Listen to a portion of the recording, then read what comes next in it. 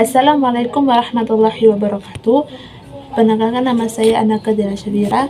Di sini saya akan menjelaskan tentang pengertian ataupun ciri-ciri sejarah lisan. Tugas dari matkul sejarah lisan. Pengertian sejarah lisan adalah pengertian umum dan suatu usaha pengumpulan data, informasi dan keterangan secara lampau dari seseorang tokoh atau pelaku sejarah yang diperoleh melalui wawancara. Sedangkan pengertian lain menurut beberapa ahli seperti William Moss menyatakan sejarah lisan adalah perekaman dari kenang-kenangan yang dikemukakan oleh informan. Sedangkan menurut William Cabau menyatakan sejarah lisan adalah usaha merekam kenangan yang dapat disampaikan oleh pembicara sebagai pengetahuan tangan pertama. Kalau menurut Oral History Society mengemukakan sejarah lisan adalah perekaman kenangan seseorang. Ciri-ciri sejarah lisan yang dapat didapatkan dari esensi yaitu bersumber pada lisan, bukan pada sumber tertulis. Segala yang diucapkan oleh pelaku sejarah pada dasarnya memperoleh informasi yang dibutuhkan. Memang informasi yang disampaikan oleh pelaku sangat subjektif sekali, oleh karena yang disampaikannya lebih banyak berkenaan dengan peranannya dirinya.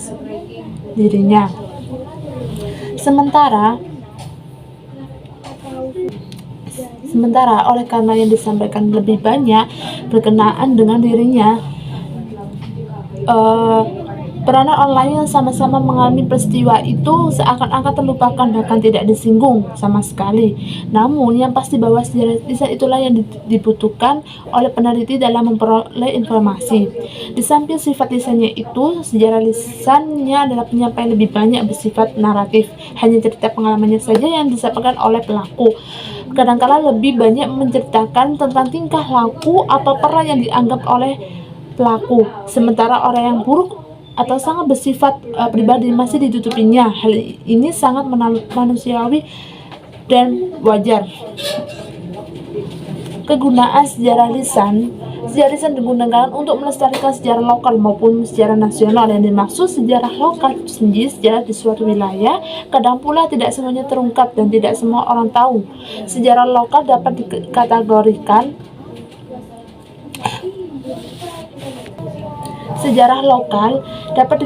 sebagai sejarah nasional, seperti peristiwa pertempuran 10 November di Surabaya.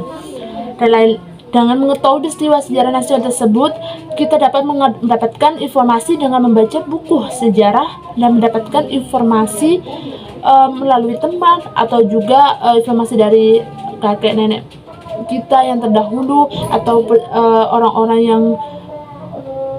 yang masih ada di peristiwa itu, kalau masih ada ya. Di sini cukup jelas bahwa peristiwa-peristiwa tersebut jadi suatu wilayah tertentu cakupnya, kemudiannya peristiwa nasional. Maka dari itu sejarah lokal maupun sejarah nasional harus dilestarikan agar masyarakat umum dapat mengetahuinya. Langkah pertama yang dilakukan yaitu dalam penelitian, yaitu harus menelusuri kembali sejak dan bukti-bukti peninggalannya dapat menginformasikan tentang terjadinya suatu peristiwa. Dalam peristiwa tersebut harus seseorang benar-benar mengetahui tentang peristiwa tersebut. Dalam melakukan wawancara harus digali terus peristiwa tersebut secara terperinci, secara detail, agar peristiwa itu sumber-sumbernya itu nyata ataupun fakta ataupun akurat. Adapun kegunaan dalam wawancara sejarah lisan yaitu diantaranya yang pertama, dapat mengungkapkan balik peristiwa yang terjadi, dapat melestarikan sejarah lokal, masyarakat, dan nasional. Dan juga 3, efektif dalam mengungkapkan data sejarah seseorangan. Yang keempat, dapat mengembangkan interpretasi si pewawancara. Yang kelima, metodologi sejarah lisan dapat digunakan sebagai alat untuk mengumpulkan informasi. Yang keenam, dapat membawa dimensi lokal baru dan sejarah keluarga. Dan 7, sangat penting sebagai sumber untuk program-program di radio televisi. Yang ke-8, dapat memperoleh tambahan informasi bagi penelitian, dapat berperan sebagai mata rata masa yang lalu dan masa kini. Dalam melakukan sebuah penelitian, tidak hanya mengandalkan sumber tertulis, tetapi juga membutuhkan sumber lisan, yaitu dengan wawancara dengan seseorang yang mengalami peristiwa tersebut. Jika seseorang tersebut masih ada. Persiapan wawancara secara lisan diantaranya merupakan persiapan yang dilakukan oleh pewawancara secara lisan itu harus memahami karakter narator atau seorang yang hendak diwawancarai seperti informan. Setelah itu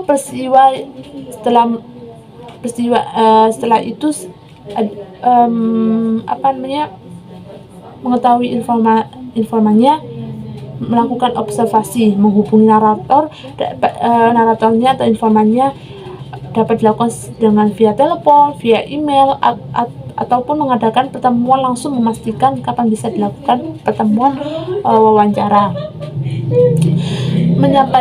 Menyampaikan tujuan program. Menyampaikan tujuan program itu alasan dibuat rekaman itu menjadi informasi ditulis di mana rekaman atau transkrip disimpan beberapa kali wawancara dilakukan. Apakah si narasumber tersebut atau si informan tersebut perlu mendapatkan kopi atau tidak. Merencanakan pertemuan, di sini kita merencanakan bersama informan untuk beberapa kali pertemuan dengan juga menyepakati tempat, waktu, dan temanya itu apa, serta juga menyerahkan kopi interview. Sebelum melakukan pertemuan dengan informan atau narasumber, sebaiknya mengingatkan informannya sekitar 2 hari sebelum pertemuan tersebut agar informan tersebut tidak lupa dengan janji yang kita ingin wawancarai. Sekian, terima kasih, itu penjelasan dari saya. Mohon maaf jika ada kesalahan ataupun dari penjelasan tersebut. Sekian, terima kasih. Wassalamualaikum warahmatullahi wabarakatuh.